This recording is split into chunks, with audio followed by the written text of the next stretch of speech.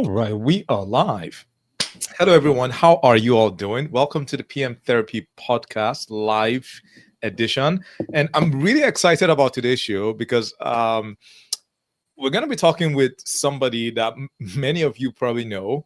Um, and what I really want to get into is how fast he has grown. So the title of today's topic is how to build a thought leadership in 90 days, right? So basically, this person I think is the example of how to grow very fast on LinkedIn. So I'm really excited to delve into that, to just know like what's his secret sauce, what's his creative process, etc. Yeah, so without further ado, Daniel, how are you doing? Good, my friend. And like you said, this is the first time we're speaking. I am more than excited to be speaking to you. It's long overdue, my friend. And no, just excited to be on the show. Thank you for inviting me. Yeah. And by the way, Daniel, do you go by Daniel or do you go by Dan? I don't really have a preference. Most people call me Daniel. Most people call you Dan? You said Dan? Yeah, Dan's good. Yep. All right, cool. Yeah, so evidence that we just met. We are LinkedIn friends, but we just met. All right, so Dan, amazing. So Dan, for people that don't know who you are, do you mind just introducing yourself? Sure, absolutely. My name is Daniel Heimhauser. I've been a project manager for about 20 or so years at this point, mostly in the IT space, a few business projects, mostly in the IT space. More recently, in the last 10 or so months, I've become a LinkedIn content creator, something that still makes me laugh and giggle a little bit sometimes, but yeah, primarily more lately, while looking for work and working out some other things, I'm trying to promote the message of project management, elevate the conversations in project management on LinkedIn specifically, and just helping PMs any way I can, either through their work themselves and or creating content and becoming thought leaders themselves. Amazing. So by the way, for those of you that are listening, as we go through, just please put your comments, questions in the chat, and we'll get to it as we go through the talk. So, Dan, how did you first get into project management and program management? Good question. So I did not start like many. I did not start in project management. Originally, I was a network engineer for about 7-8 years, and I loved it. Something I always wanted to do once I had my first Commodore 64 computer, when I found out what network actually was. And I was on a project. I was the most senior network engineer. We were working with a great PM. We only had one. That person left on the middle of a project. So I was kind of, how do you want to say it? I guess tasked with now picking up the project, which I had been on probably hundreds of projects at that point. I understood the deliverables, but I was then tasked to becoming a project manager. I didn't like it. I didn't want to do it. It was not something I loved, but of course I just had my first child. So I needed a job. And it really wasn't until about a year and a half later. Again, keep in mind, this was early 2000s. So the internet wasn't as big. There wasn't that many resources as there are today. So when I finally said, hey, I'm gonna head and try this for a living, right? I started to get my bearings and stuff like that. I messed up a lot of projects. I was not a master by any stretch. And I thought, because I had been on hundreds, if not thousands of projects, that I could easily just make the transition. Mm-hmm. As many find out, it's not that easy. Becoming the person doing the work as opposed to the person, the manager or leading the work. Thankfully, I tell the story all the time. I met someone at a CISSP conversation for a security certification. He happened to be a project manager. He heard me talking to one of the folks that I'd gone there with. And when he had heard me talking, we went to the bar area to get a drink for the lunch session. And we wound up talking about project management. After the session, we wound up leaving, going to get some dinner. We wound up talking for about 5 or 6 hours. And this guy opened my eyes, not what the project management is, but what it could be. And I was blown away. Again, not many resources. PMI, of course, was a thing, but it wasn't all over the internet like it is today. You had to go to your local Barnes and Nobles to get the books. So he gave me a bunch of great books. He gave me a bunch of different people to contact. So I was using email. LinkedIn was not that prevalent at the time. So I started to do my research and found out about PMI and certifications. And again, I feel like I had another awakening there. When I discovered PMI and the certification, I had studied and passed the PMP on version 4. A little bit different than it is today, not so agile heavy, but I realized once I opened that book, it was speaking to me but it was teaching me all the things I wasn't doing right. And I was closing projects out, making money, but at the end of the day, I finally had a framework to follow, like a direction book, right? Like put a new desk together, you get a little direction book. I felt like finally I had a direction book because I didn't know that many project managers. There was no networking possibilities unless you went to a conference or something, and I wasn't invited to any of those, or I didn't know where any were just due to the nature of the internet at the time. Thankfully that changed, but yeah, that's kind of how I fell into it. And the minute all that stuff kind of came together was about 2 years in. I fell in love with project management, and today I cannot see myself doing any. I will do this to my last breath.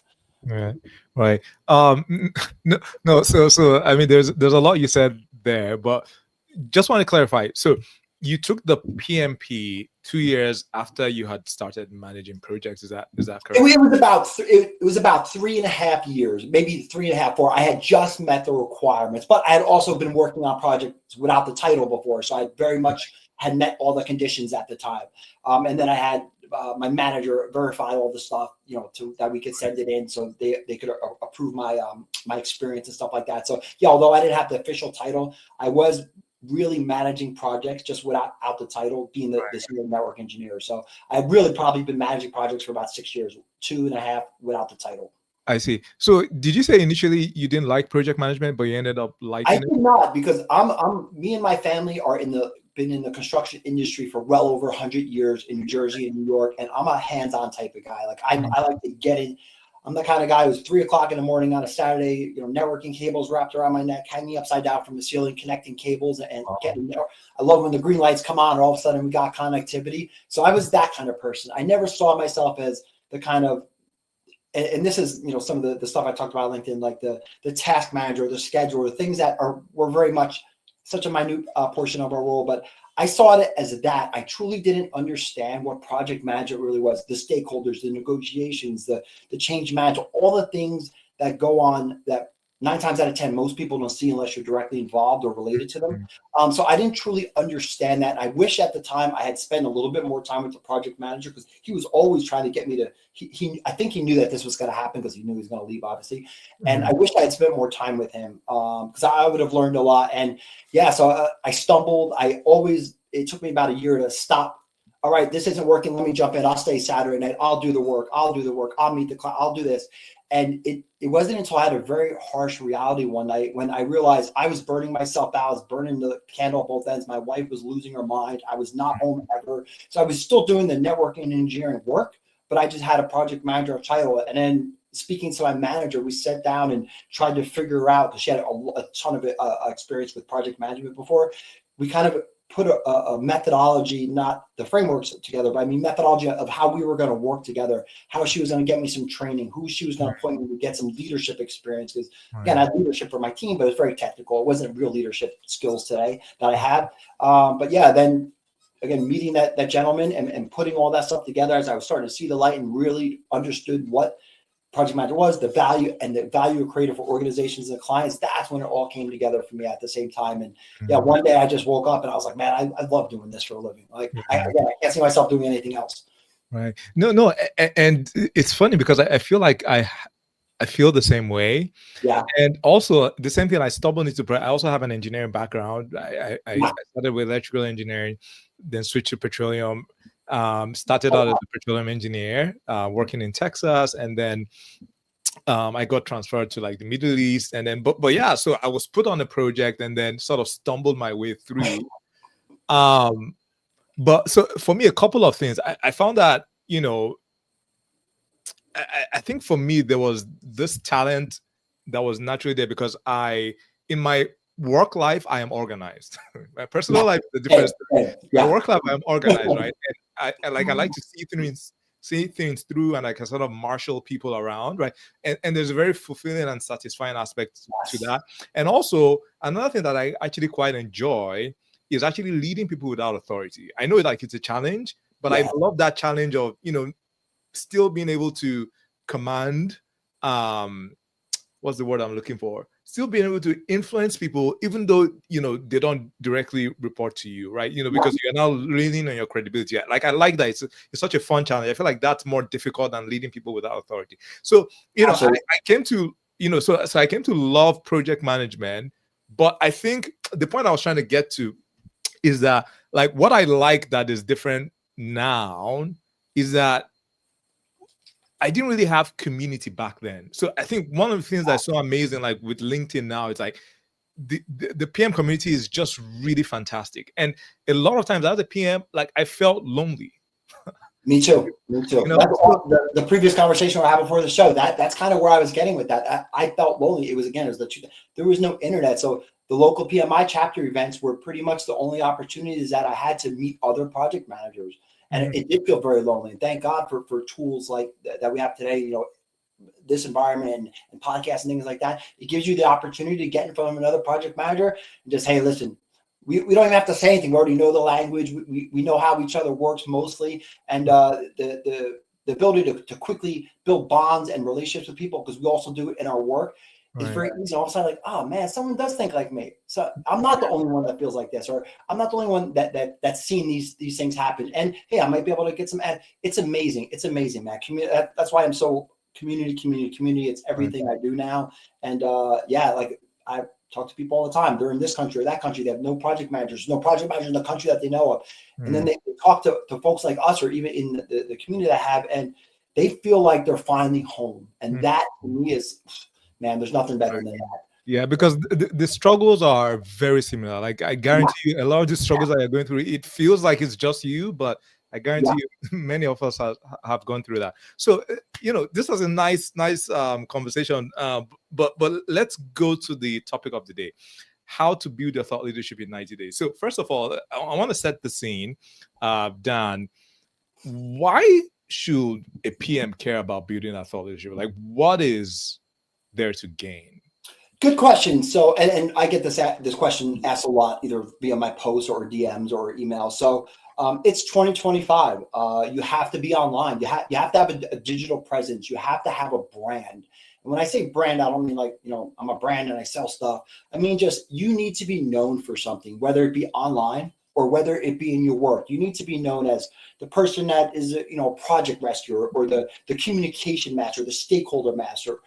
Nowadays, even more recently, when I was looking for different roles, when I got laid off at the end of last year, a lot of people preferred a LinkedIn profile over a resume, although it's not all the way there yet. But I start to see it more and more. And it's, again, everyone is on the internet. So you must have a good presence. If someone, believe it, the minute you go to work or apply for a job, the first thing they're going to do is look you up on the internet. They might not do it. They might hire a third party company to do it, but they're going to look for your, what have you done? What have you said? What have you written? What kind of videos are you putting out?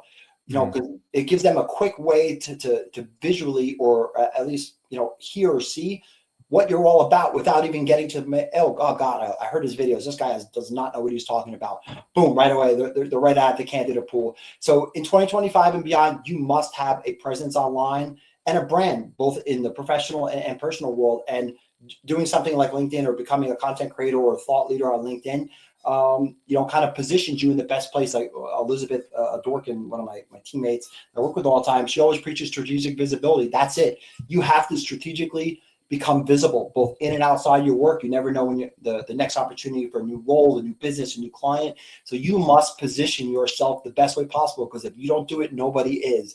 And lots of times, if you're not doing it, and someone else could be doing it about you, you never know. So you have to make your presence known. And one of the great ways to do that is on LinkedIn. right. No, thanks for sharing that. And one of the things that came to mind is I don't remember how this was put, but basically, your reputation. It's either you're shaping it, you're molding it, or somebody, or it's Yeah. being shaped for you. Right. I'm Yeah. I'm not quite stating it in the right way. So it's Oh, you're either 100% you right. apply and your resume, people are getting some sort of notion about who you are, or you are actually in the driver's seat and really controlling the narrative. Yeah. And I think that that LinkedIn presence really helps. And another thing that I would just add there is there's some people, if they want a job, all they have to do is just say that they're looking for a job and they don't apply. Like jobs will come to them, right? Yeah. You And know, that comes from that work of building your thought leadership. So basically, your reputation precedes you, so that when you actually need, a job, or you need, you don't have to do much selling. You've already sort of sold yourself before. exactly. You nailed it, man. I couldn't agree more. And like you said, hey, maybe you don't need a job now. Maybe things are great. But you never know. Start building it now. The longer of a history you have of building an online brand, or at least a reputation, the better. It might be 2 years. God forbid you lose your job, or something happens like happened to me. One day I will save the company almost $1.4 billion, rocking and rolling, managing 1,200 project managers and BAs. Next day, boom, I'm laid off with my whole team. And I wasn't doing any of the things. What do I do now? I'm 50 years old. Like, oh my God, I have 4 kids and a wife to feed. We have a lot of bills between colleges and school tuitions for my daughter. How am I going to do this? Right. And I was so far behind the 8 ball. Thankfully now I'm not, but I was so far behind the 8 ball that when I started looking for a job, instantly I could start seeing people going to my LinkedIn profile on and on, all these recruiters I was applying to, and I never heard from them again, because all I had was a picture of my face, and it was probably just a bad online version of my resume, which is not a brand. It's not your reputation. That's just a bunch of listed duties and roles and responsibilities that you have. So you have to show the world, I'm here, I have something to say, I'm valuable, and I'm going to bring all of this to your organization, and we're going to be successful together. Right. No, amazing. And a couple of things. So just one story. So one time I was doing an interview with this top tech company. And in the interview, so I met, there were 2 of the interviews. One of the interviewers was just like, okay, you know what? Hey, Mukhtar, I've been following you on the on the internet. Yep, I've yep. actually benefited from your content, and so just because of that, like I'm not gonna ask you any questions. I'm already good. I will just let my partner ask you questions, That's right? it. See, that's it, man. That's it. Yeah. And you just summed up so perfectly what I just spent 3 minutes saying. That is it, man. Now, again, sometimes it might not even be the person that sees your stuff or hears your stuff or consumes your stuff. It might be the next person. All of a sudden, something aligns, someone needs something, and they reach out and say, oh, I got a person, Mukhtar, he does this stuff. He does great stuff on LinkedIn, and he's always helping people. Boom, reach out to this. So it might even be an indirect relationship formed by some of those things that you're doing online, which Right. happens to me all the time. Right. Yeah. No. And I think one thing I also wanted to touch on is that, like, that just changed the dynamic of the interview, right? So uh, I also have like meeting anxiety. So when I went in, like, Me that too. just calmed Me me too. down and all of that, right? So I think, and one other point I just want to inject here is, I don't really advocate, like, you shouldn't chase virality, especially like, No, you no, no, want to no. be. That's the wrong way to do it. Yeah, but I think when you do these things consistently, you're just building your credibility, so that whenever anybody lands on your profile, like, they can just go through and just see what you've done, and that's like your portfolio, right? Exactly, exactly. Even if it's just some of the stuff. Now they have a better perspective. You might have answered some of the questions they might ask you in an interview, or respond and show how you think about something that they need to address today without even having an interview yet. And if they like it, they're going to get this person in here. I want to talk to this person. It's Right. happened to me numerous times over the last few months. Yeah, amazing. Just one more point before we move on. So, if you all don't know this, 90% of recruiters will check your LinkedIn profile if you apply for a job, right? So it's something that, because this, I speak to like 3 to 4 PMs every day, and many people don't really take their LinkedIn seriously. Yeah, So, at the very least, like, have a profile that speaks to the people that you want to attract, right? So think about who's going to hire you if you're looking for a job, like, the PMO director, or maybe somebody in the C-suite. yeah. Make sure your profile is speaking to them, right? You can't speak to everybody, but just make sure No, that your profile is speaking to them. So I that, couldn't do more. Again, you don't have to post like a million times a day like we do, but yeah, it should at least have. And Elizabeth is really great at this. Like, you should have a great profile picture, a nice banner that presents your value and what you can do for the company. If you're looking for a job, have all your sections filled in. Make sure that when someone views it within the 5 to 8 seconds after looking at it, that they know, boom, this is someone I want to potentially speak to. If you have some posts on there and some thought leadership stuff, that's even better. But at least the basics, like you just mentioned, Viktar, you have to have that stuff nowadays. It's almost like your resume in digital format. right. Don't treat it like that, because that's not the same thing. But yes, very quickly, someone's going to see that and go, "Oh man, like this is someone that we want to bring in for an interview for sure." Right. Yeah. And just to add one more final point to that, um so many of you are consumers of LinkedIn. So when you Yeah, go on somebody's profile, like, just try and think about how you go through somebody's profile or how you find somebody. So there's probably, maybe you saw somebody's comment, right? And you saw their headline, right? So sorry, let me take that back. Like, you saw a comment, but maybe the comment, you like what the person said, and then you took a look at the person's picture and then their headline, and you said, okay, let me click on this profile. Yes. This seems interesting, right? So just there in a split second, what you did is that you looked at the person's profile. So you need to have a very, you need to have a good headshot, right? Yeah. Where your face is visible, not one where you are showing your whole torso, but where your face is visible, where they can, because people are attracted Yes. to the face. So the face, and then the headline. The headline matters. Like, and you need to be speaking to the people that you want to attract to your profile. So they click on your profile. Now, what's the first thing that you probably see? You probably look at the banner, right? Yeah. And that banner is like a digital sign, right? So, and Yeah. all of this is happening like in a split second, right? So you want to make sure that it's not cluttered. Imagine like that's a banner on a highway, right? Like, Yes. you're driving past at 100 miles per hour, 100 kilometers per hour. Sorry, I'm in Canada. Don't break the speed limit.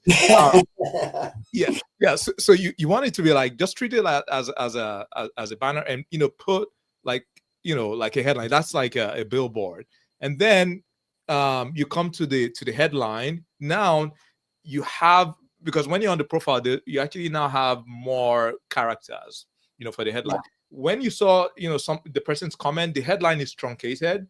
So one of the things that you want to do is that you want to make sure that you front load what Yes. you want people to know the most, or what you want to what you want to use to attract people to your profile. That should be at the very beginning. Like, I don't know what the character, I don't know what the cutoff is. That maybe Daniel, it's like, but about 13 characters. Like, for me now, I'm revealing some behind the scenes. So my thing is, I help people land 100 to 300 kpm rolls, and that fits nicely whenever I do a comment, or whenever I like that, you will always see that, and people are like, It's oh yeah, perfect. okay, sure, I can see let it me click perfect. and see what. Everything I want to know. Yep. Yeah, so people are like, oh good, let me all right, I like what I hear.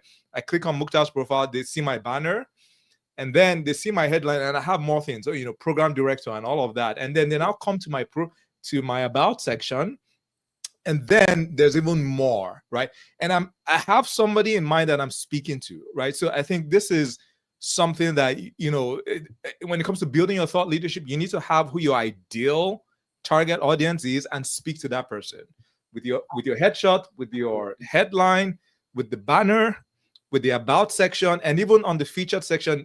That's also an opportunity to put stuff there. I don't know, I've said a lot, Daniel. What are No, your no, no.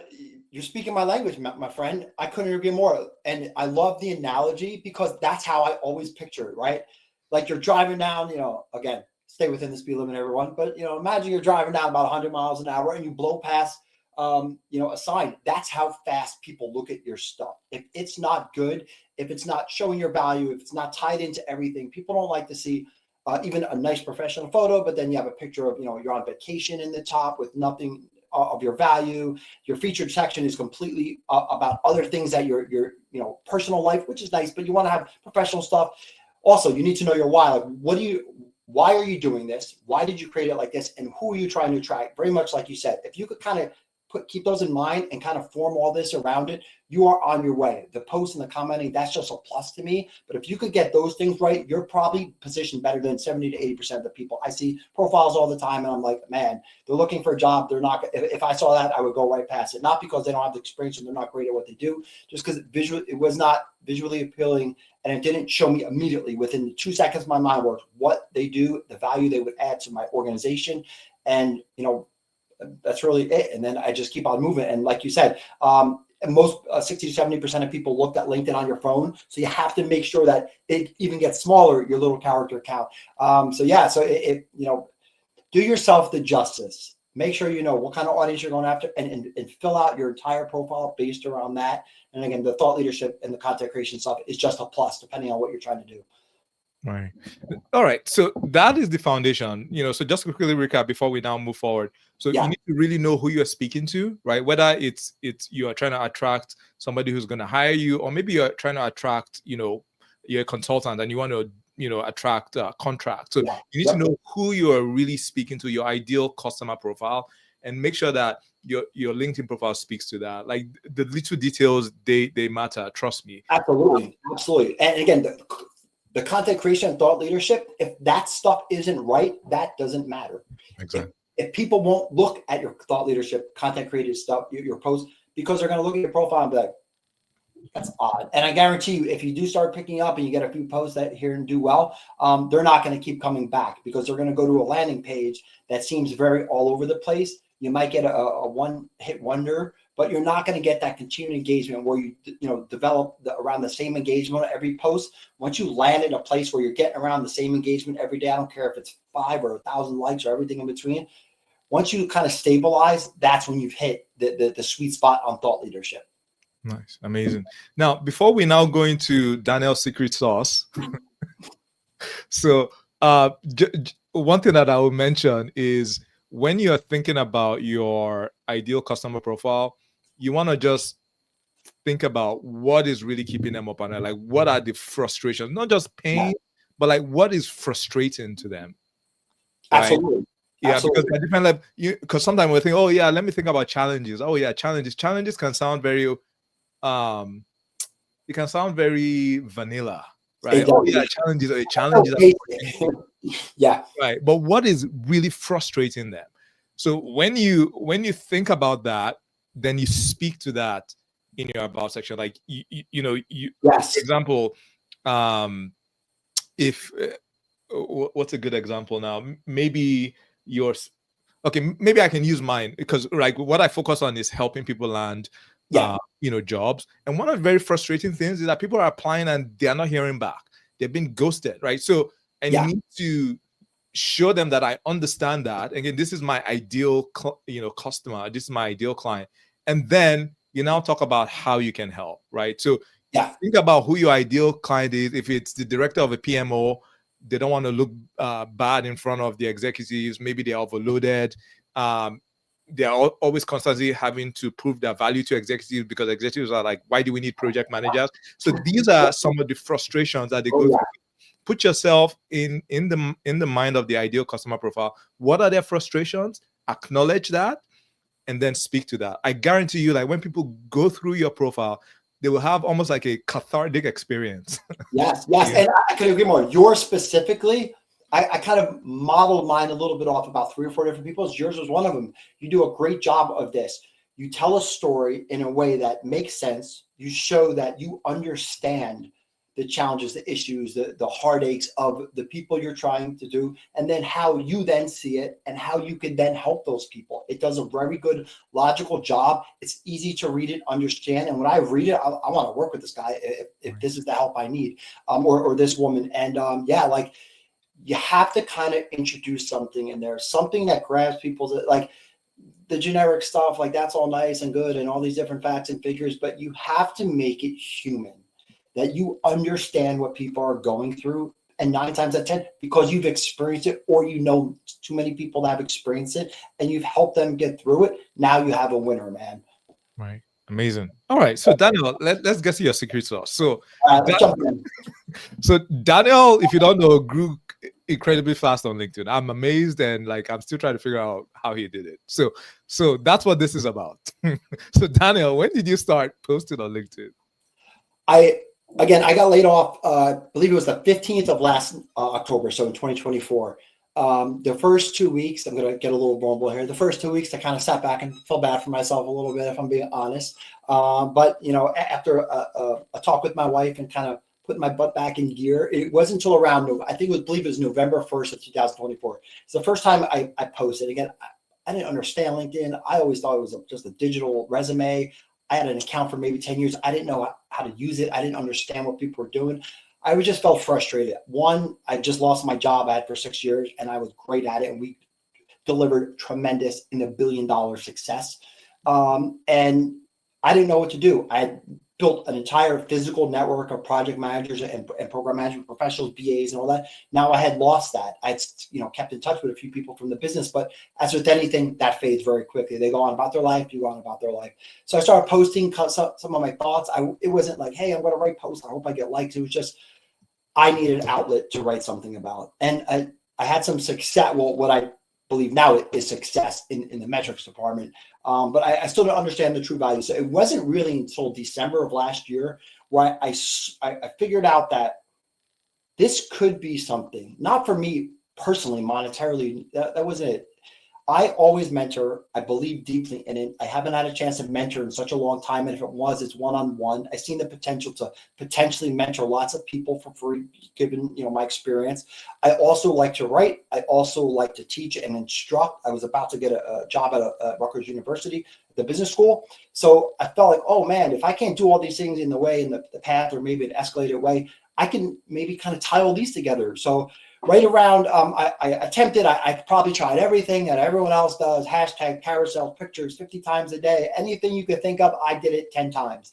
And I didn't find much success. So that month, pretty much like you were just talking about with Tara, like I studied people. I studied what other people are doing. I understood the value. I saw the formatting, the repetition, what they were doing, what times they were posting. The different things that you need to consider for your posting time, how many times to post a day, engagement, how all those things work. And I studied a lot. I looked at a lot of YouTube. I took all the free content in I could get from the largest creators. And then right around, I'd say right before Christmas in the US, so right around the 20th of December, I started to change something. I started to intentionally write content, not just free for all write content. And I started to increase the vulnerability. I used to write about frameworks and risk management, change, all the things you could get from a PMBOK or you could Google in 2 seconds. Then I found out people don't care about that. We all have the book, we all have the certification, or at least we understand it. And I could Google that in 3 seconds on my phone. People want to hear those things, but they want to hear how you used it. What challenges did you face? How did you get through it? How did you do it in this environment, small, large, in client, internal client, external clients? How did you deal with sponsors? How did you apply those in your life? And what were the consequences or results of that, both positively and negatively? So right around the holidays, maybe it was because I was in a festive session. I sat down with my wife and I was like, hey, I think I'm going to give this a go. I still had not got a job at this point. I'm starting to get a tremendous amount of engagement from people. Hey, this was actually the one that got me to actually continue doing this. Someone messaged me and they said, hey, I read your post. I was in the bathroom at my office. I was going to quit project management today. I read your post. It spoke to me. I walked outside, told my manager I'm leaving for the day because I just need a break. And I came back with a new perspective the next day. I left my job within about a month. And now I'm happier than I've ever been. And I thank God that I didn't change the profession. Let's change professions. From that one post, it showed me the value of what I could offer and what we're offering to each other, hand-holding, support, safety, all of these things wrapped up. And it wasn't really until about January where I said, all right, I'm doing this. I'm locked and loaded. I'm writing content. I'm going to do it every day. I'm going to do this kind of format. I'm going to talk about these things. I'm going to get vulnerable. I'm going to do this on these days. So it really wasn't until January of this year. So about 9.5 months ago, at that time, I had about 1,000 followers, maybe 1,100. I started writing intentionally, picked all the right times. I did all the things that big creators do. And all of a sudden, I started skyrocketing. Now, I did have some posts that went viral in between. It's not all science. Sometimes you just get the right person, sees the right post at the right time, and repeats it. If that doesn't happen, consistency is key. But I had a few of those, thankfully, and then all of a sudden 10, 20, 30, 40, 50, 60,000. And all of a sudden, in about 9.5 months, 10 months, I went from about 1,000 followers to almost, I think, 67 or 66,000. I try to stop counting those bad numbers for myself. Although it's hard. But yeah, so I'm still shocked. Even talking to you, man, like I can't believe that a football field in New Jersey size, giant stadium, of people listen or tune in every day to hear what I have to say, to listen to to read my newsletter. And when I say every day they tune in, I mean 7 a.m. Eastern I post. By 7:05, I have about 50 to 100 people consistently, like my little network of people, community that are on my posts every day. I try to get back to all of them as much as possible. But again, it really wasn't until January where I started to move the needle on a lot of different things. Of course, the vanity metrics, but really creating value for our collective community. And that's, again, when I made a decision, I'm in this not for the money, but I'm in it for the community. Anything I can or any person I could bring into this, yourself included, to help elevate the conversations in project management, teach people what it's really about in the day-to-day in the trenches, and then help them get through some of those hard days or show them what it could be if it's not for them that way today, and give them some resources along the way. And all that being said, it's been pretty successful so far. Right.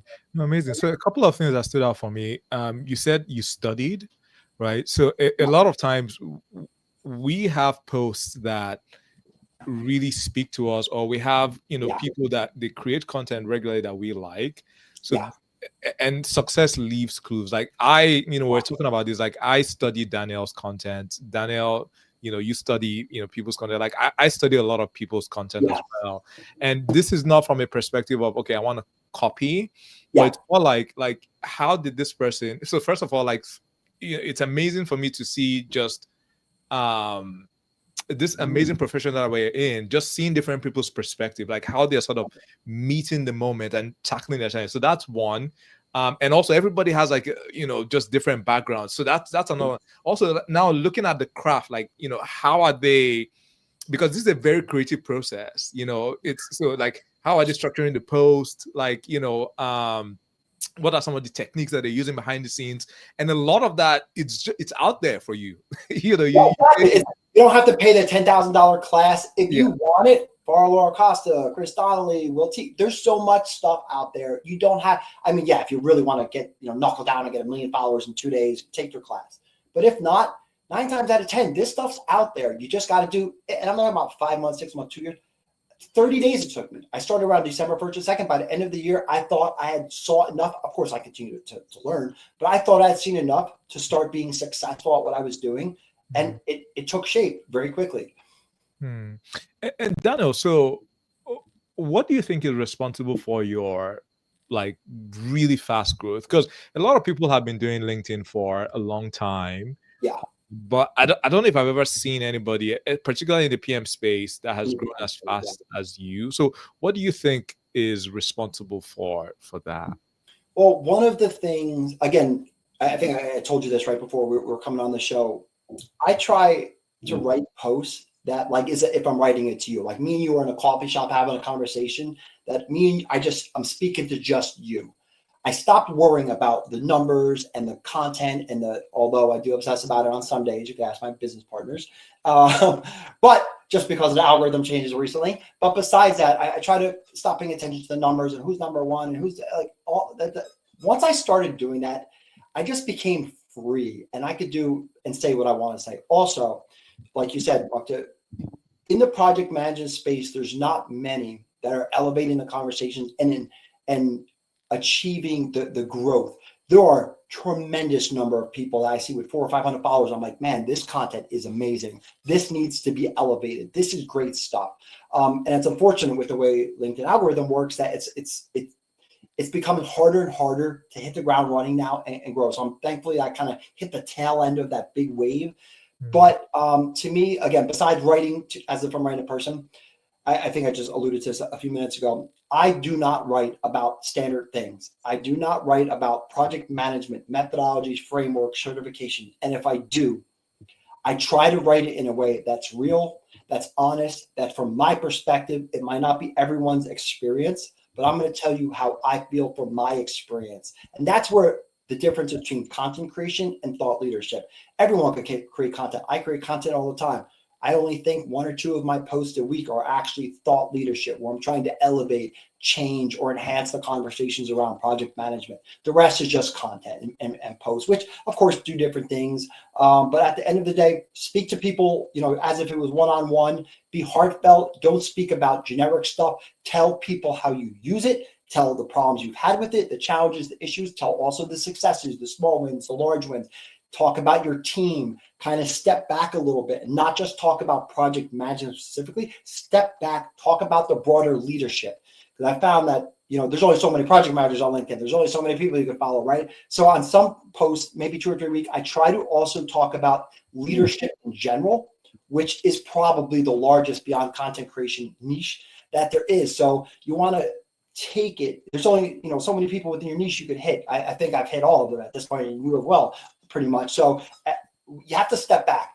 And if you ever run out of stuff to say, there's always ways to come up with content. On a lot of days recently, I am out of answers. I don't know what to say. I have so many stories, and we'll talk in a minute about how I come up with some of those ideas. But yeah, speak to people like it doesn't matter what religion they are, where they live on the planet, what language they speak. Every project manager, about 80 to 85% of their role is exactly the same. I don't care what country you're from, the regulations, the process, the procedure, certification or not. Every project manager goes through similar things. Try to write content that you know from your own experience that others could, it hits them in the gut, hits them in their feelings, like, challenges especially, but also show the other side of that. Don't just complain about something. Make sure that you show how you got through it. Maybe you had to bump your head against the wall for 10 years, but you finally got the right answer. People love that stuff. And in the age we are today, it's become, I feel like this is cliche, but it's become okay to be vulnerable. I didn't grow up in an era. I'm 51 years old. I did not grow up. You did not tell people how you felt. You put a smile on your face and you kept it moving. Now it's different. And thankfully, I learned this from my adult children and even my little 8-year-old. Yeah, you have to be vulnerable. You have to show people the real you, not the fluff, not the sales, not the polished version. Show who Daniel is and Mukhtar is and Justin and everyone. People want to see the real you. They don't care about your tie and your framework and your book and your certification. That's great. I applaud you. I have those things also. But I take the jacket off, I put on my t-shirt, I grab my bottle of water, and I just start writing content as if, again, I'm speaking just to you as we're sitting down having a conversation. With that, I promise you, you will find more success than writing about the frameworks and all that stuff. Because again, I could Google that in a quarter of a second, or I could pick up the latest version of the PMBOK to hear about that stuff. Right.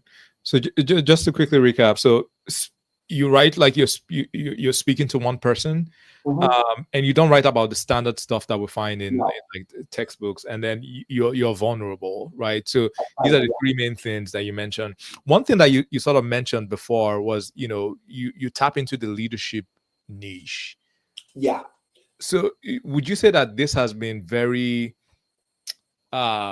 significant? Is this a significant part of your strategy?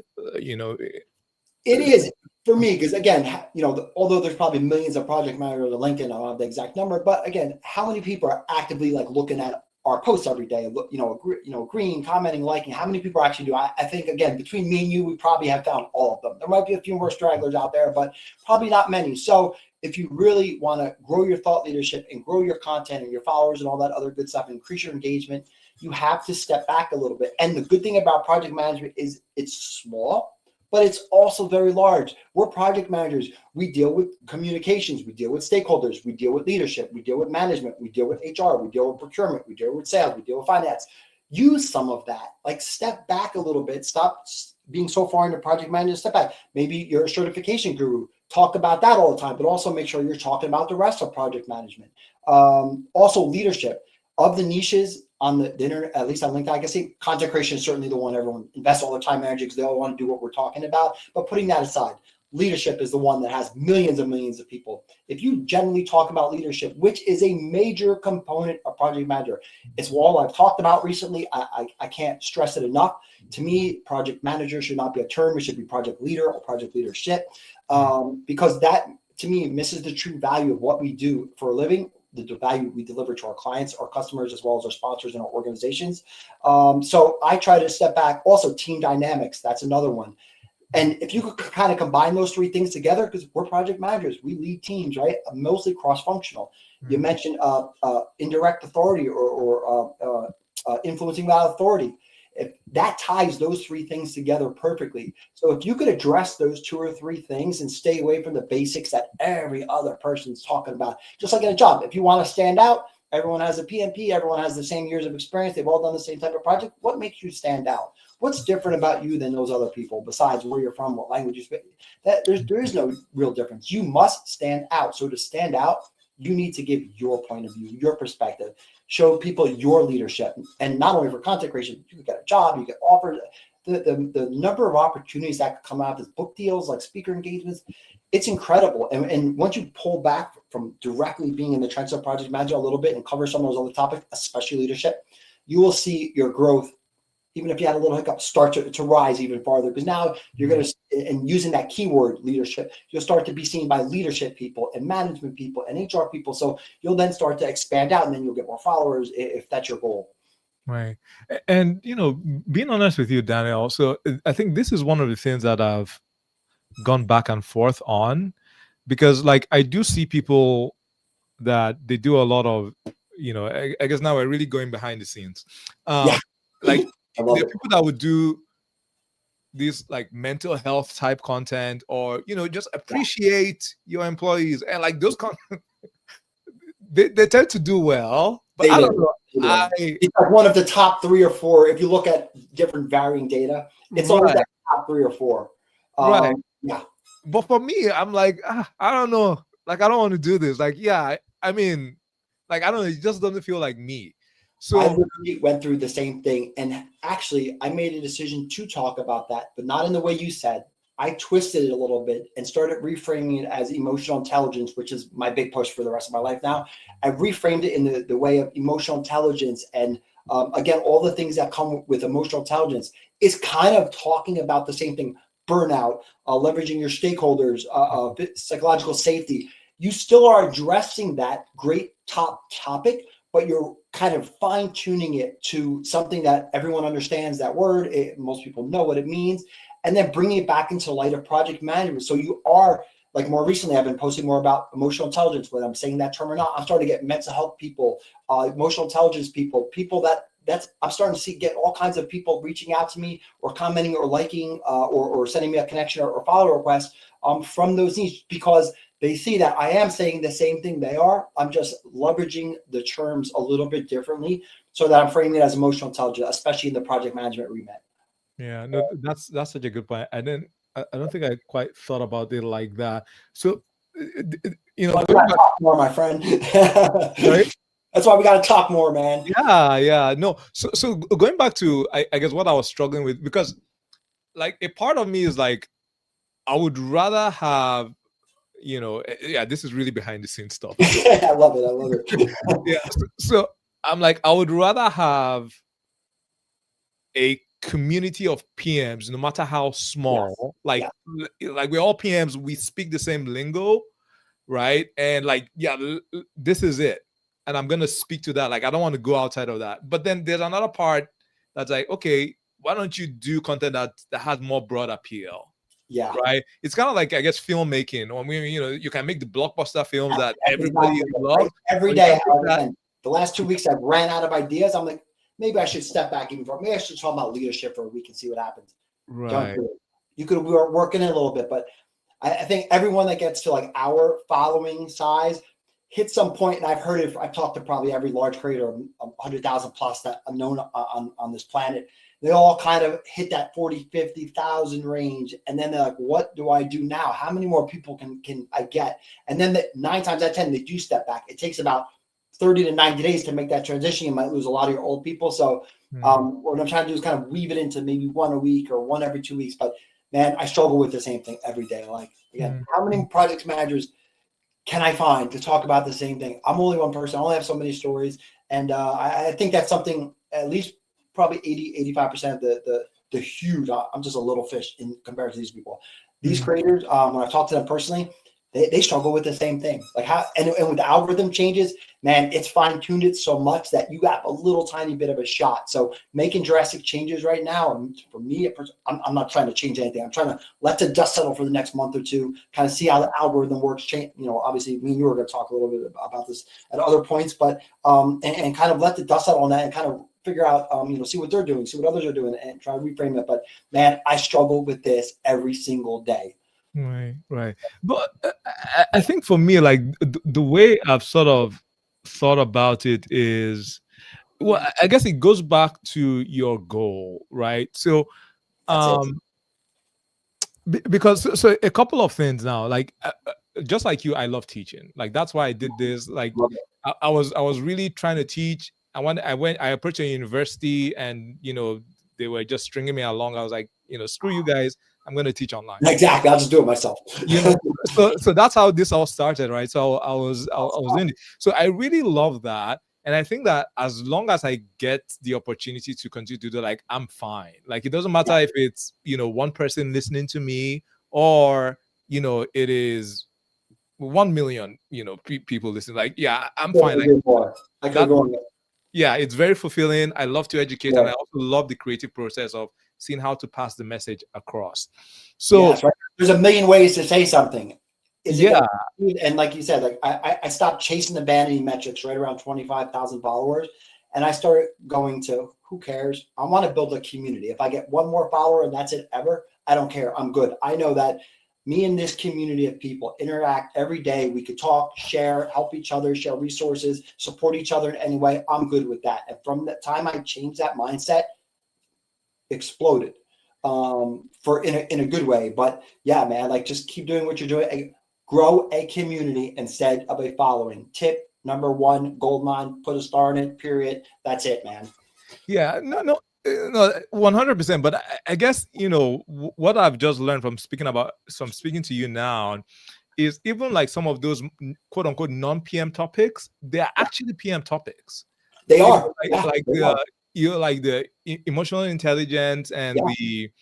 the mental health, like leadership, team dynamic, like those are very much PM topics, but it just depends on how you do that. So I think that's one thing that that I that I'm taking away from this conversation, because a Yeah. lot of times I'm like, yeah, I want to speak to PMs, and so I think sometimes you get carried away, like, all right, you don't necessarily need to quote unquote speak PM. You can Yeah. actually speak more general, and you would touch on PMs, and then you can also even speak to other people that are non-PM. So no, that's amazing. So let's go into craft.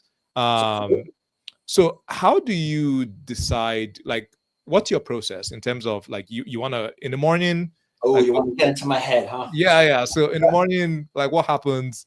Like, yeah, walk us through I'll give you my like my regular daily schedule. So and I'll get into some of the specifics in a second, like what I do weekly. But ordinarily on any given day, although many people on here probably think I'm on LinkedIn all day, I'm not. I promise. It might look like it, but I'm not. I So think that I wanted to ask. no, it looks like it, but I'm certainly not. So my current process is I post 7 a.m. Eastern Standard Time every day religiously, like that. If you want to, I mean, there might be a day or two I'm still trying to fine tune something, which is rare, but it does happen. And then on the weekends, I post at 7:30 a.m. So very close, just because that's what my data supports. So You post once a day? How many times a day do you post? I post one time a day.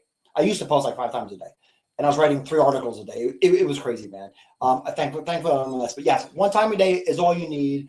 People get this tendency where, oh, it didn't go good, I got to get another one. All you're doing is shooting yourself in the foot, because the minute you introduce that second post or third post, that one now becomes a priority in the second, third, fourth, however many down that day within that 24-hour period cycle, because that's how LinkedIn works, 24 hours. So the minute you do that, it depresses the other ones. I'm not sure the exact wording that they would use, but I've actually talked to some folks that truly understand this inside the company.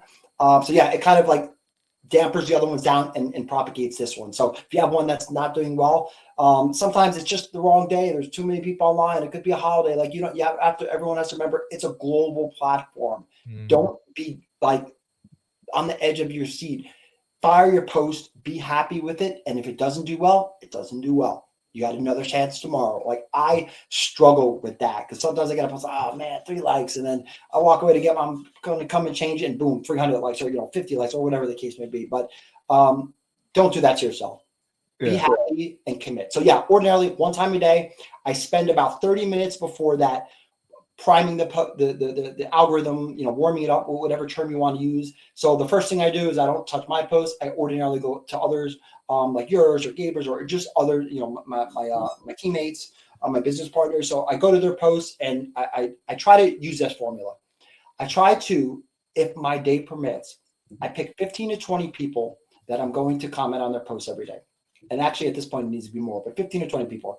I try to pick about 80% of those people in our niche. So some sort of project manager, agile, something, program manager, PMO, and about 20% of those people outside of our remit, where it's more an Eric Partaker or Chris Donnelly, like people that have massive followings, because that's another way to become visible, right? So I usually split it in half. So, if I pick 10 for that day, they're ordinarily the same, but I always leave room for 2 or 3 just in case I see a great post.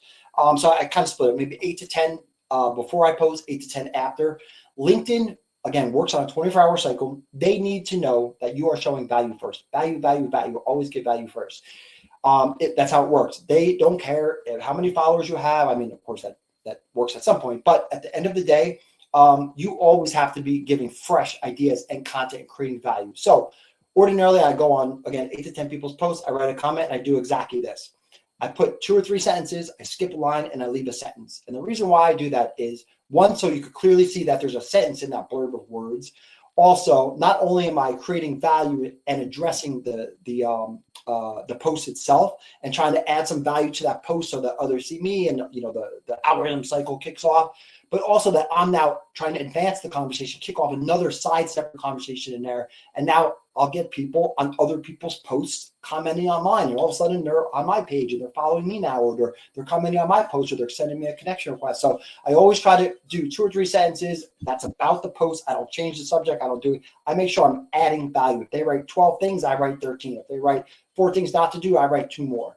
I always add value to that post, but I also leave a question that's similar in nature, might be a little tiny bit off topic, but it's mostly on brand for that man or woman's post. So, and then again, I ordinarily post around 7 a.m. And then from that time, I always answer all my comments in that first hour, nonstop, like a crazy person, within as quick seconds as I can. But also simultaneously, and this is why so many people stop doing this. It does get a little crazy. If this is what you want to do, you want to grow a following, you got to put in the footwork, unfortunately. But there are ways to do this. So follow my power hour. I always say 15 minutes before, 15 minutes after you post, and then there's another half hour. But once I post and do my own comments, I go again on another 8 to 10 people's posts. I do the same thing. I comment on their posts. I add value to their posts. I put a question. Sometimes, if I have time permitting, I not only comment on their posts, but I start jumping in their comments and I'm commenting on other people's comments. I always look for the blue check mark, the little blue thing, because I know they're top voice. So then I'll put on there, and 40% of the time, I'll all of a sudden have a connection to those people, or some relationship, or I'm doing a collaboration with them. So it takes consistency. It doesn't happen overnight, but yeah, that's what I do before and after. Now, also on my own post, what I do is I get my post ready. I used to be 2 or 3, but now I have 3 comments ready. So, and these are before my post goes out. I have them in a little Word document. I drop my post and immediately drop 3 separate comments in there. Very similar to what I do to others. 3 sentences, a space so you can see the question by itself, then the question. And what I'm doing by that is I'm giving you my nice post. I'm always adding a call to action at the end, or actually I heard Laura Costa say this the other day, a call to engage. I love that term. I'm going to use it from now on. Because, right, I don't want them to do, something. I want them to engage with myself, right? So on my post, I ordinarily give them a question. Do you agree, disagree? I might add a longer question. Don't make it more than 8 words, though.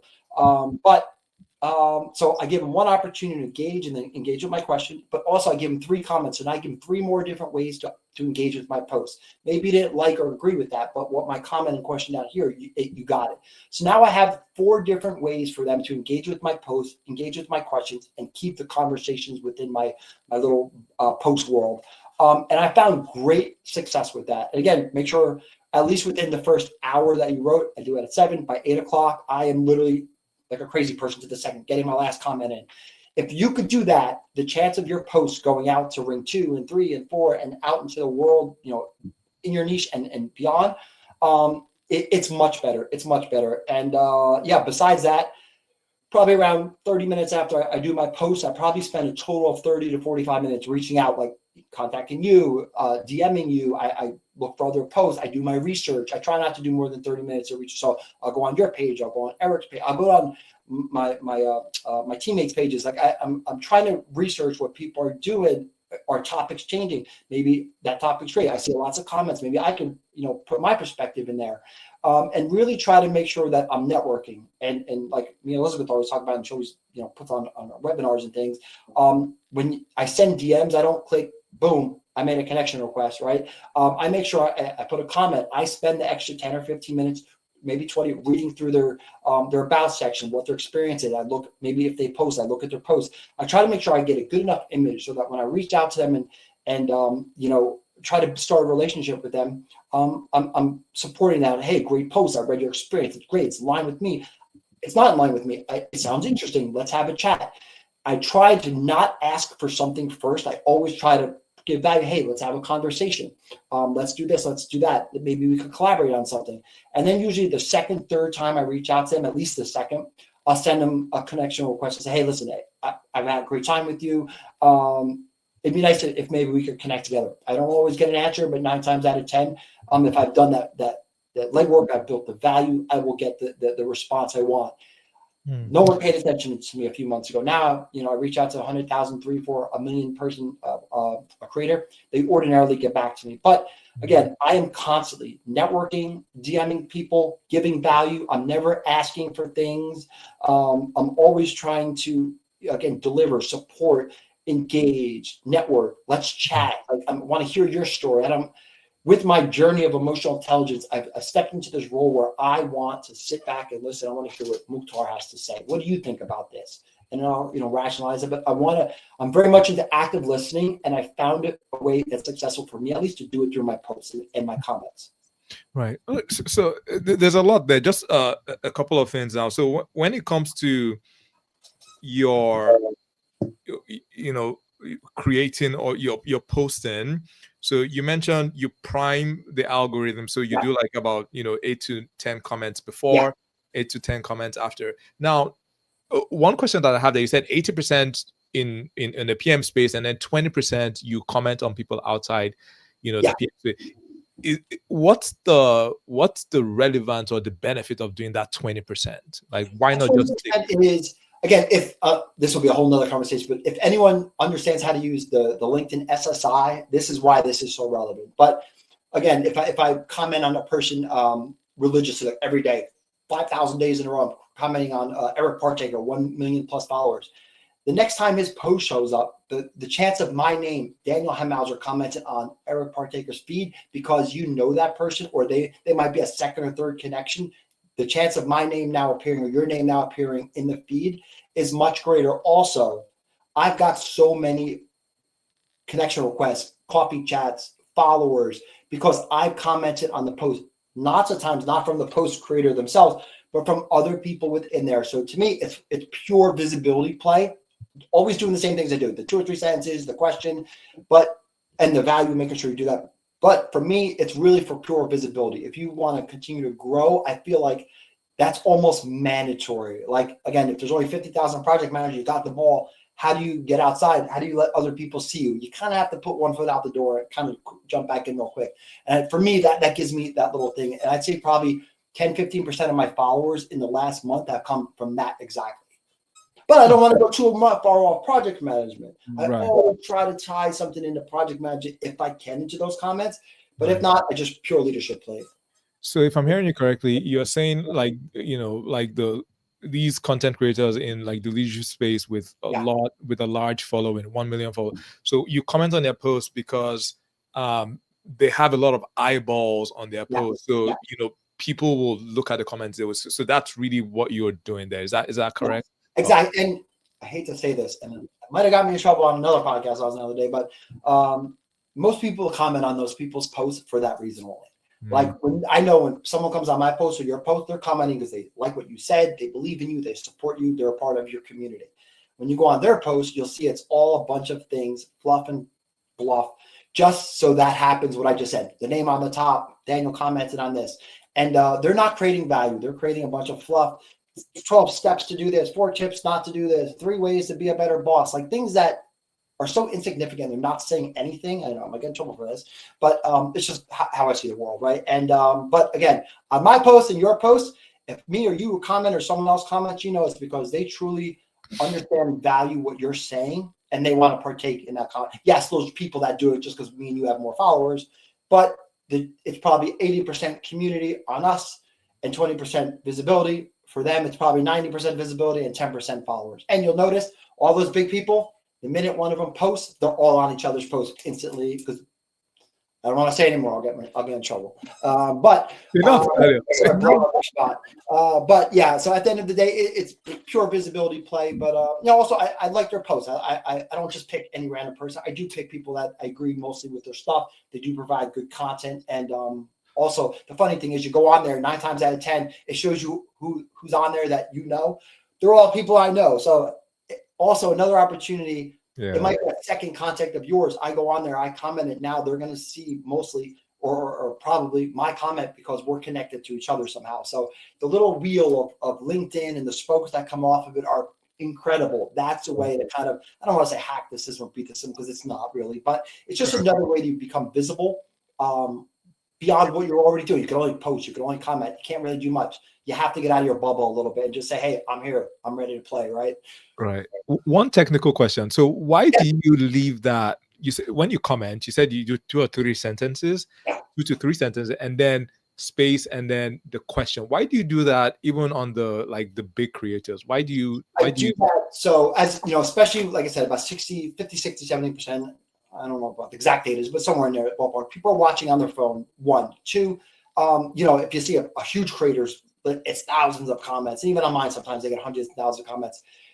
If I look at just a bunch of jarbled words, it's very hard to read, especially on a phone, on a train, on an airplane. So I want to make sure there's a clear line. And I've tested this on a phone, whether you're scrolling on a phone or a laptop, there's no way you can't miss that I wrote something underneath that. It's just the phone doesn't allow you to do that. So you'll see I skipped a space and I kind of like put arrow signs. I'm also asking a question.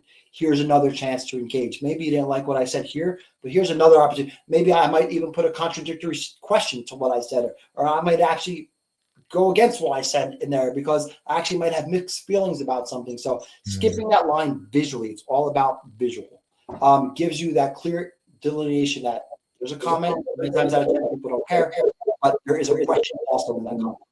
Yeah, but why not just leave the comment and that's it? Like, why do you always add a question? I've actually tested this. I have no data. I've tested this. When I do just a bunch of comments for like 2 or 3 weeks, I get decent engagement on the comments. But when I add a question, all of a sudden I'll have 20, 30, 60, 90 people commenting on there. And all of a sudden I'm having conversations with people for 3 weeks afterwards.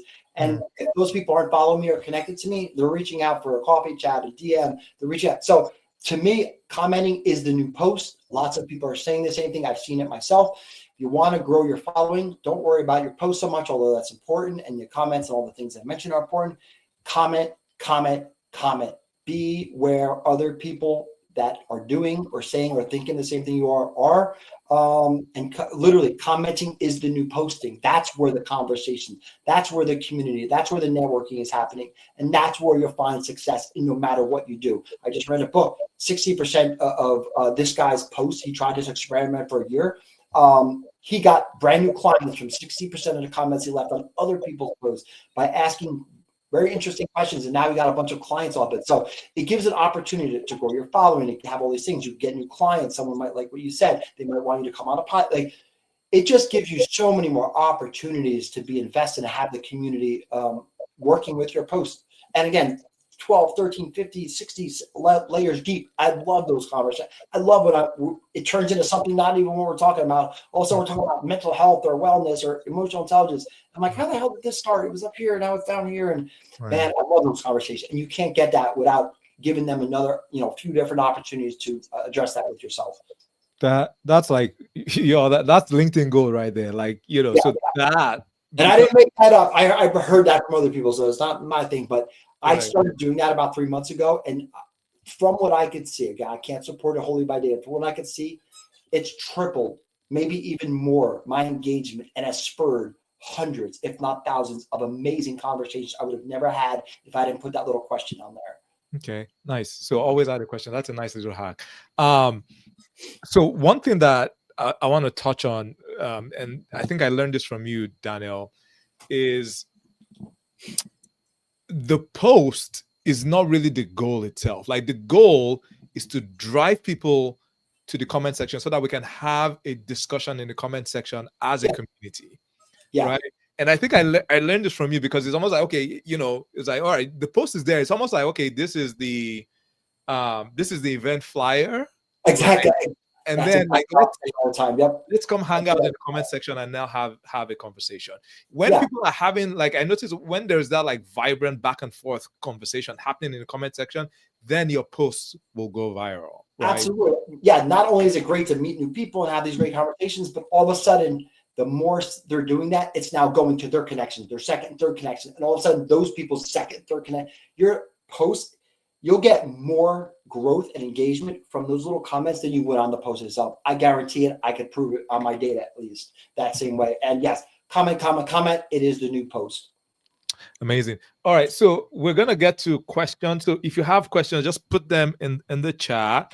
Let's see. I wanted to also do recommendations. Yeah, let's do recommendations, then we'll go to questions. So quickly, Daniel, one book you recommend? A book I recommend. Good question.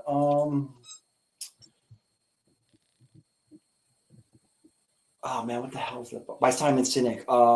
Start with why? Leaders Eat Last. Oh, Man, I know I messed up the name. It's something like that. It just completely went out of my head. That's fine. I think when we do Simon Sinek. Leaders. I just looked it up. Leaders Eat Last by Simon Sinek. Yeah, it's just, to me, that's how I try to, like, if you see my content, I believe that stuff. Like, I'm all about servant leadership and supporting the team, and me just kind of being on the outside and doing what I can to make my team successful. That book aligns with my DNA so much, man. And if you look at it from that perspective, as a project manager, you'll see the true benefit of the stories that are being told in there. Amazing. One app you recommend? An app, or one app you swear by? One app I swear by. If I'm talking about just a more general, probably ChatGPT. I come up with more great ideas from it because I have a lot of crazy ideas going here. I use ChatGPT to kind of not write posts, but refine where I want to go. Sometimes I come up with a start and a beginning. I can't connect it right, and I just use it to kind of come up with ideas on how to connect it together the right way, because sometimes I just can't think of the way to do it. But I use it for everything. I've tied it together with all my work and my emails and my communications. For me, that, I know people might think I'm crazy, but ChatGPT has been a savior of mine. It's probably cut 30 or 40 hours of my time off a week. Have you tried Claude? I have. I'm using it. And some people on my team have recommended Gemini, Claude. Like, I'm slowly liking them more and more, and I'm finding that they're more powerful than ChatGPT is in many ways, and they create better images also. Most of the time. So yeah, like Gemini, we use Gemini. Gemini, it's really fast and it's very good with images. ChatGPT, I use it a lot. I think ChatGPT is a very good brainstorming partner for me. It is. That's how I treat it as, yes. But Claude, for me, is by far the best writer. Like, when it comes to just natural, and I just discovered Claude recently. Like, it just sounds like me. Yeah. And even ChatGPT, a year I've been using it for different things. It still doesn't get my voice. That's why I don't use it for posts. I just make my own voice. But that's what I need right there. So, dude, thank you for that recommendation. Other people have said it. I didn't know them that well, so maybe I'll try it out. But if you're saying it, I'm going to get more in that. I'm going to spend some more time trying to figure out how to use it, man. Yeah, no, I found, I just started using it, but I find that, if I give it like my voice, like, it really gets me, and it doesn't feel like AI language, right? Oh, nice. Yeah. But I write all my posts, by the way. Don't think it's AI. Oh my God. Listen, I write all my comments too. So I do use Grammarly. I'm not going to lie. I do use Grammarly because my writing might not be the best. My handwriting's terrible. My online writing's terrible. I use Grammarly to tune up my grammar all the time, because I want to make sure everyone around the globe can see it and it translates the right way. So I'm not the best writer, although I do like to write. And my ideas are good, but I'm not the best at putting them together. And I use Grammarly for everything. Editing, yeah. One productivity hack you swear by? Time boxing, probably. Although I don't get to try to do it as much as I'm still trying to find out this balance of all the things I'm working on. But time boxing, I have to do it. My life is family, kids, wife, business. I have to do a better job. But when I do it, oh man, as a project manager, that's what we do, right? As a productivity hack, that's the thing that works best for me, when I do it the right way and I actually invest and make sure it's intentional. Yeah, by the way, so Daniel, it feels like, you mentioned this, like, everybody think you're always on LinkedIn. So how do you do it? Like, how do you manage and do all the other things? You have 4 kids, Someone told me yesterday, like, dude, you pay a company to do this? No, I got, if anyone that really knows me, they know I'm crazy and I do everything myself. I reach out to, like, I don't want to get out the secret. Most large creators pay people to do all their stuff. Throwing that out there. They write their content, they do their comments, they do their reaching out, and they're their social media machine. Just in case you didn't know that. So I don't do any of that work themselves, but I do. Anything I create with my own hands. I might use some tools to kind of get it to where I want to bed, but yeah, at the end of the day, Oh man, I it's not easy. It's not easy, especially because I'm trying to. I'm like I get into the whole thing, but I'm trying to do something for our profession that might seem a little crazy, but I'm sure they thought others were crazy in our industry, and it's very time consuming. So I literally have to schedule time with my wife, schedule time with my kids. I ordinarily don't do it that way. I do it the other way. What is my family doing first? Then I schedule time around that. Their stuff is always number one, hands down. I don't care what I'm doing. Their stuff is more important.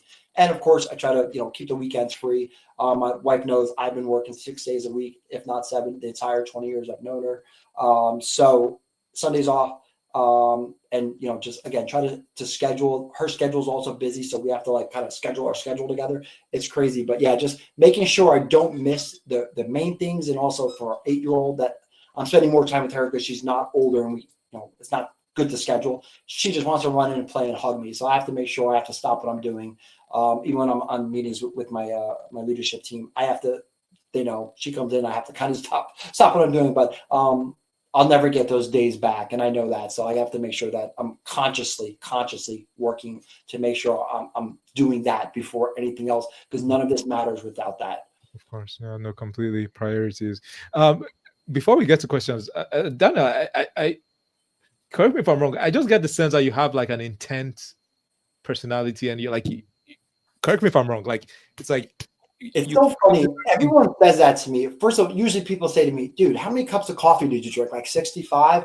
I just drink one cup of coffee.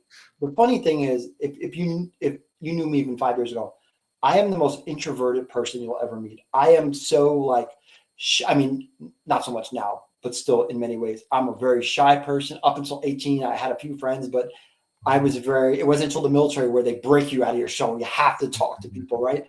And still today, I'm very introverted in ways which people are like, no way, you're posting your videos. And no, I'm introverted. I have to work twice as hard as the average person to come on a show like this and be myself and Um, not think about what everyone's thinking about me. And yeah, like it's not easy for me to do that, but I feel like I could help. And this is not me being like narcissistic or anything. I found such wealth between all of us helping each other that I feel like I'm compelled to do this. Um, Shyness or not. And that doesn't really make for good networking, right? So at the end of the day, man, like, yeah, like there's lots of times even on my leadership teams, people are like, hey, we were recording a podcast the other day and you were like kind of like reserved and laid back. That's how I usually am. But when there's something I'm so passionate about, like, talking to you finally, or like something about my business or my ideas about leadership and stuff, I am like, I probably look like a crazy person. I'm so overexcited about it because when I believe in something, I am just 150% in. But 9 times out of 10, I'm just laying back, listening to what other people have to say, absorbing it, taking it all in, processing, and trying to make sure that when I do say something, right. it's worth saying. I'm not saying it just to say it. Like some other people do. I'm not saying anyone in particular. Just I talk not to be heard. I talk to make sure that I'm adding value to whatever we're discussing, or whatever the conversation is. And I'm just not saying something so I can talk and everyone look at me like I'm not that person. I might look like it on the internet, but if you know me, I am so not that. I am the most humble person ever. I just have to kind of put on this weird persona sometimes, and it drives me crazy. But at the end of the day, man, I'm still in this place where do I be more outgoing? Like it's hard for me. I have to consciously think about this all day, every day. Right. Well, I would never have guessed that. Like, yeah, I would never have guessed that. I mean, there are introverts that perform, in an extroverted world. Yeah. So I know that, but your history, like, okay, you're shy, quiet, and then that. Like, I would never have guessed that. All Yeah, right.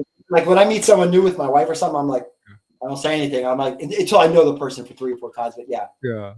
Yeah, no, amazing. All right, so let's get like the comments have been like just on fire. So I'm gonna get to. Do you still have time? I know we Oh, are. absolutely. Yeah, I have time, man. Okay. All right, so let's get to the questions. I'm gonna scroll up.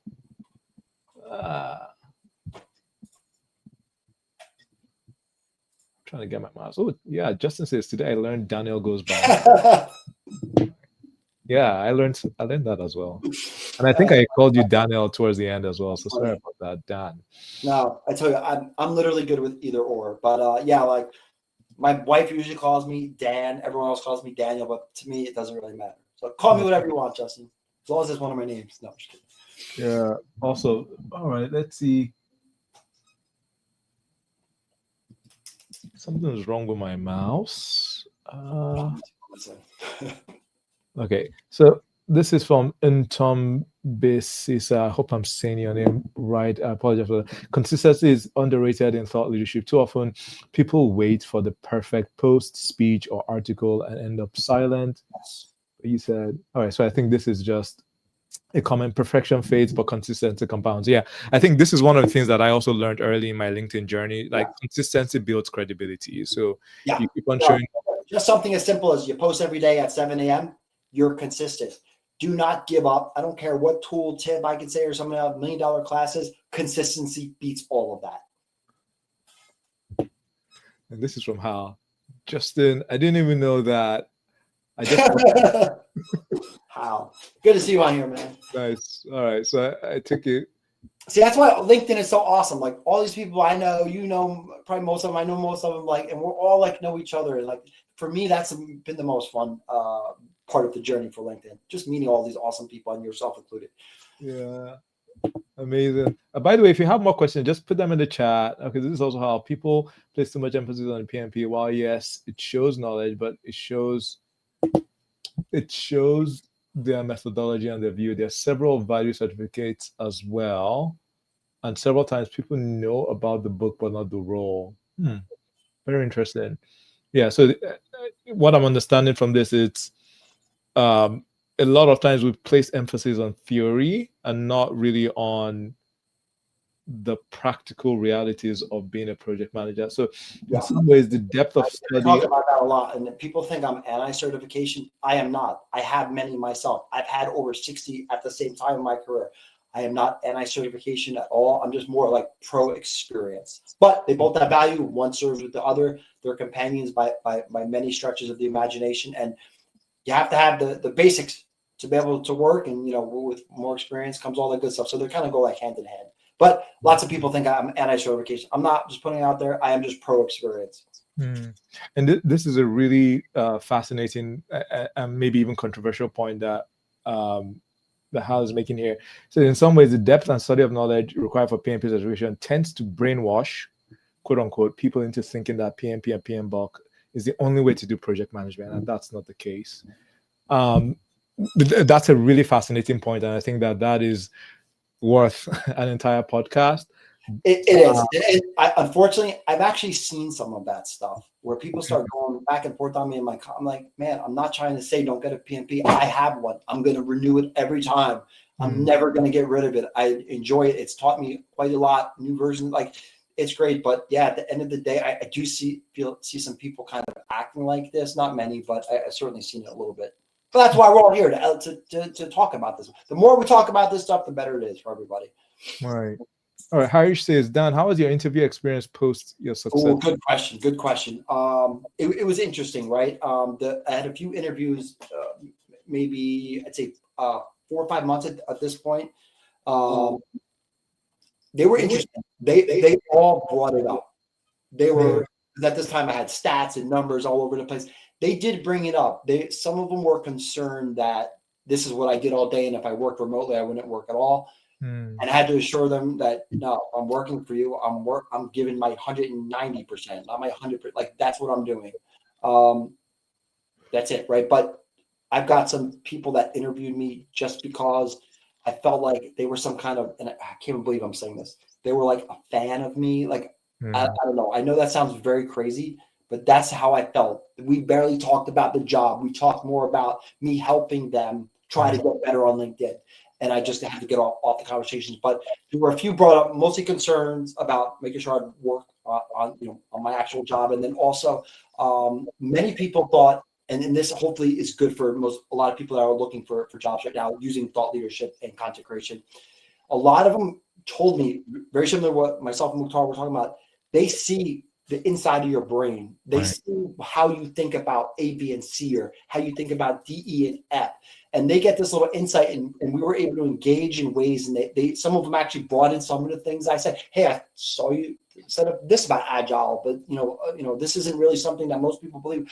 And it spurred a lot of great conversations. They were very well ran, but at the end of the day, they were very interesting conversations. So I kind of got the, are you going to work all day or are you going to do it on LinkedIn? The people that wanted to just fanboy me, which is so crazy. And then those who actually brought that into conversations and told me they only reached out or someone told them about my profile because of LinkedIn and the things I was saying. So make sure you're doing this. This is a winner, I promise, for you if you're looking for a job, even clients.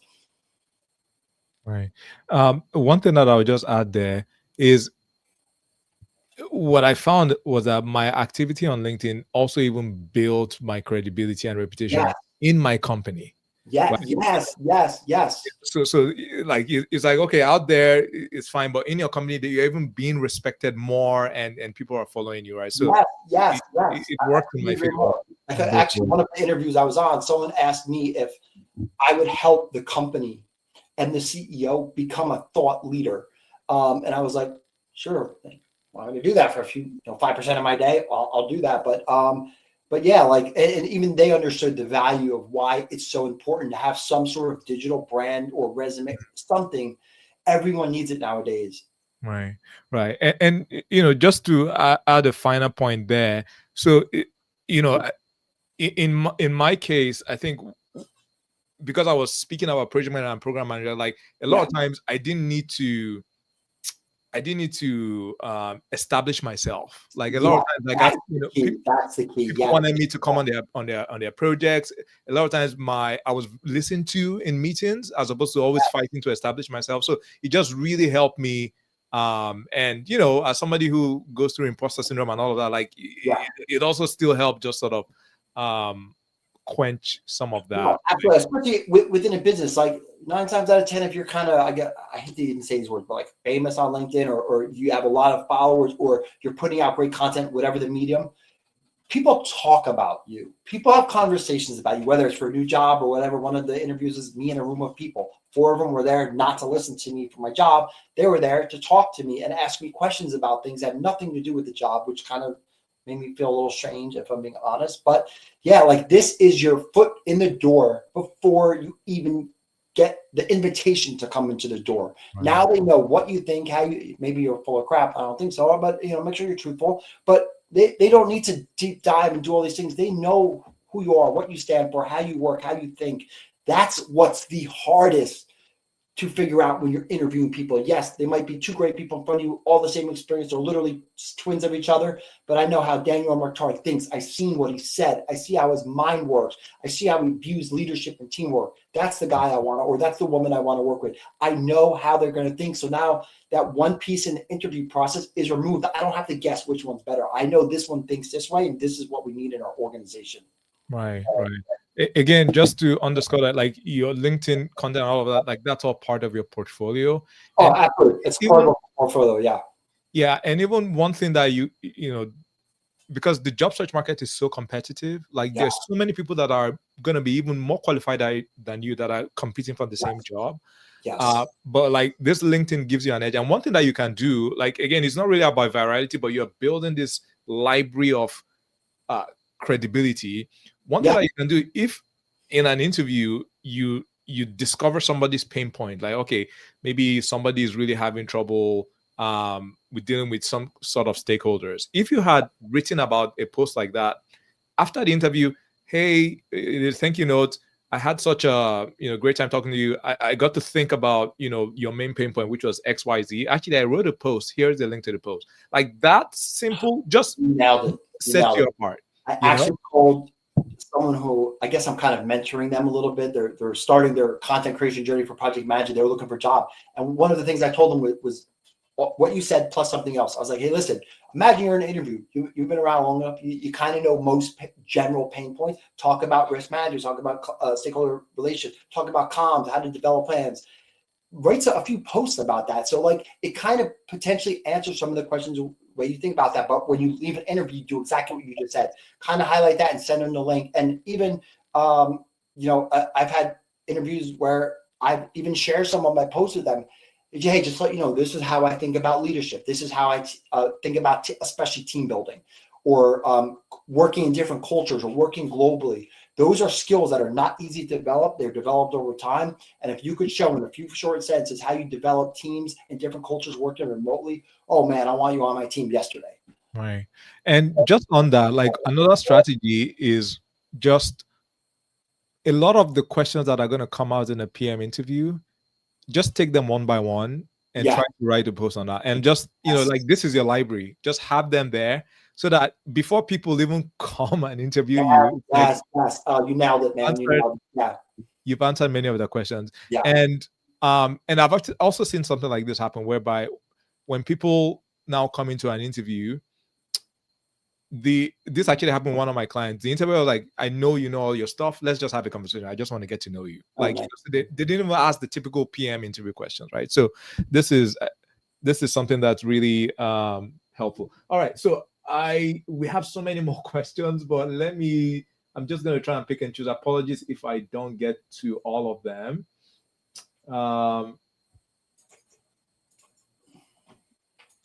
All right. So this comment came, Dan, and I'm just gonna let you. I know you spoke to this, but I just want to let you respond to this. So this is from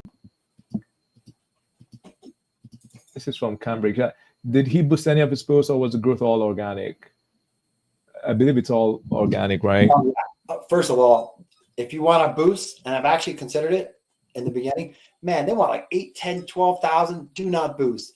If you're doing the right things, being consistent, following a formula, a methodology, that you create by, doing all those things, within 69 days, you'll start to get growth. Everyone in the beginning, myself included, feels like no one's paying attention to them. Why am I doing this? Are people going to think I'm crazy, or if what I have to say actually valuable? Everyone goes through that, myself included. So you got to give it.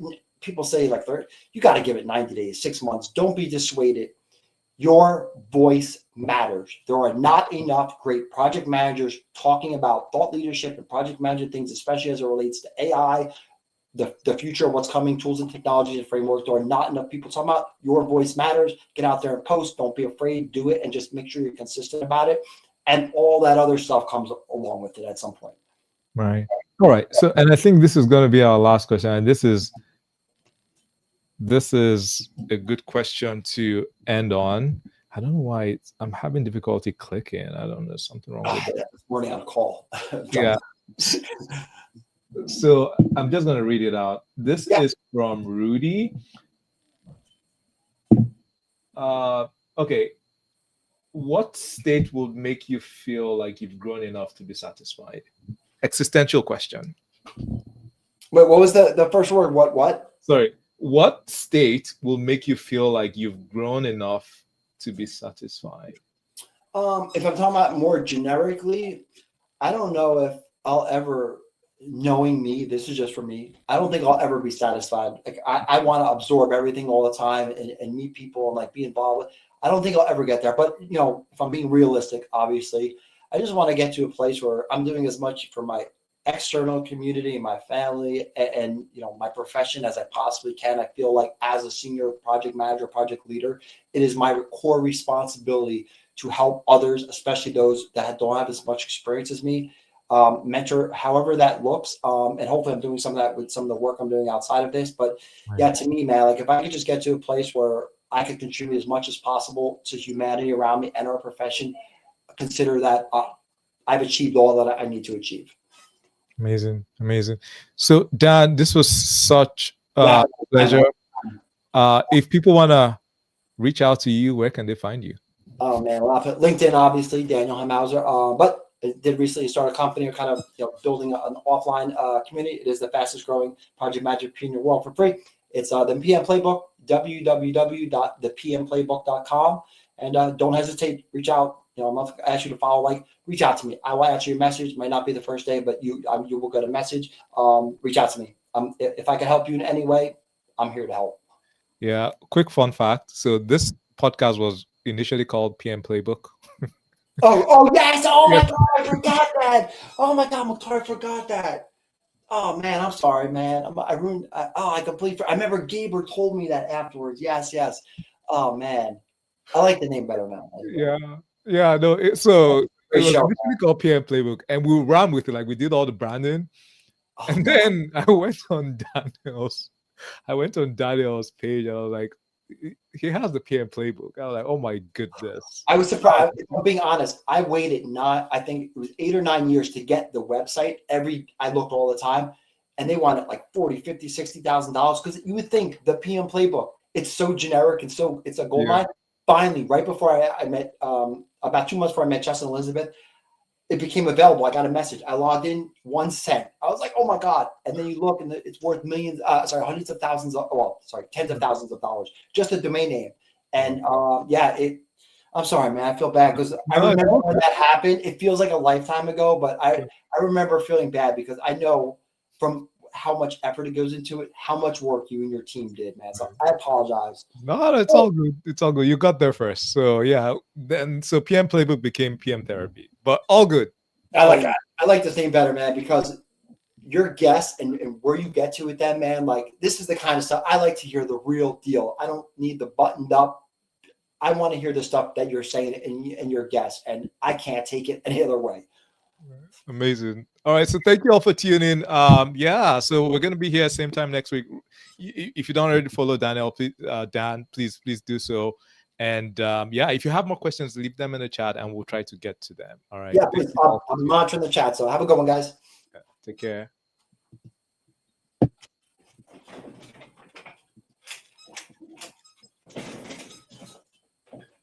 Oh man, hot in my room. Yeah, we're still live. I'm trying to end the.